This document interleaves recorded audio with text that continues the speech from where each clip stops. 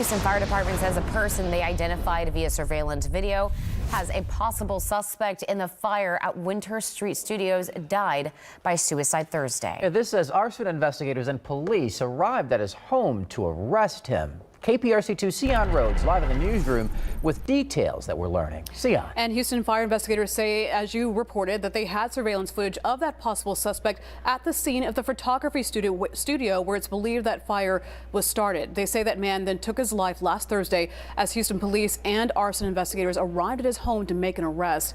Meanwhile, more than 100 artists still reeling from that fire. They lost their livelihoods, and now they're hoping that the community can help them get back on their feet. It's all gone. 1 week after the fire at Winter Street Studios, artist Holly Nowak is still in disbelief. Everything. We lost.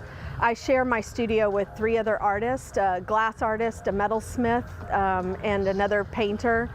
And we lost everything. We recovered some things, but they're severely damaged. Nowak says many of the artists who made their living here had some kind of insurance, but not enough. The artist community itself needs so much help. A lot of artists just had liability. Some were in between. We're supposed to have insurance, and some were in between insurance, or their insurance wasn't good enough to cover anything. The Houston Arts Alliance activating its emergency relief fund, and so far has raised $25,000, which artists can apply for.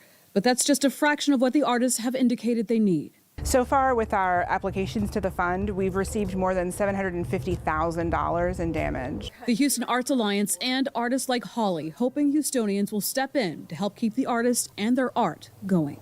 Every day it's like I cry a little, and then I'm really hopeful, and then I cry a little, and it's all over the place, but more hopeful now than anything.